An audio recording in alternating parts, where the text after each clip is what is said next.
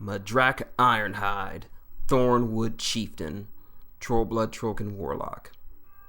Our enemies are countless, and our friends few. We must unite as one people, or face extinction. MADRAK IRONHIDE. MADRAK IRONHIDE has proved himself a truly great leader of his people.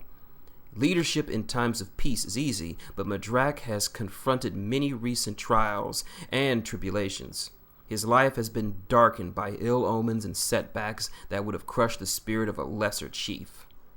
MADRAK fights on and retains the hope of leading his people to somewhere they can finally find a better life. Despite being born an albino sorcerer, as a youth MADRAK had earned renown by outfighting his peers atop the Kror dueling platform. The adventurous young trollkin also pushed his limits exploring the ominous Thornwood forest, until one day a band of Thran ambushed him. Hopelessly outnumbered, he drew his weapon and screamed the battle cry of his Kriel. In this moment of doom, a crackle of thunder followed by lightning split the air. MADRAK's unlikely saviors were humans, led by a young man wearing the Cygnus. Back in his Kriel, MADRAK feasted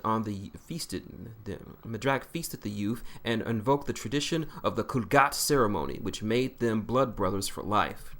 In later decades, this prince became King Leto, the current ruler of Signar, even as MADRAK himself became chief of this tribe.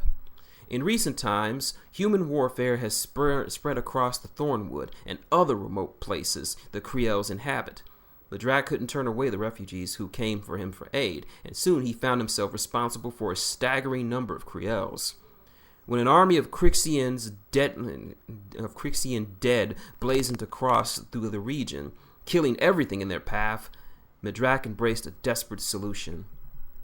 He undertook a pilgrimage to a special Kror serving as the resting place of an ancient weapon, the axe Rafrock, or World Ender, once wielded by Hofor Grimmer of the Mulgur.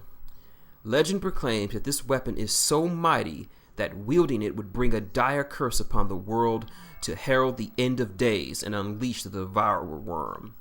Knowing his people faced annihilation by the unrelenting horrors around them, Ironhide brought the weapon forth to wield against the invading darkness. Even with Rafrock's power, MADRAK slowly was losing ground to the inexhaustible enemy. Desperate, the chief sought an audience with his blood brother and negotiated what he thought would be the salvation of his people. Although the Kriels had gained a temporary home in unused lands, this eventually put them on the path of the invading Scorn. When MADRAK returned to the king to demand the safer lands promised, Leto claimed to be beholden to his own nobles and offered only excuses. Returning empty-handed to his people, MADRAK barely survived a vicious assassination attempt by his longtime allies, the black-clad Druids, aided by a traitor amongst his own kin. Only the intervention of Hordes Doomshaper saved his life. MADRAK has sworn to join Doomshaper in carving a safe place for the Kriels, even if it is to unleash a river of blood and invites doom of the World Ender.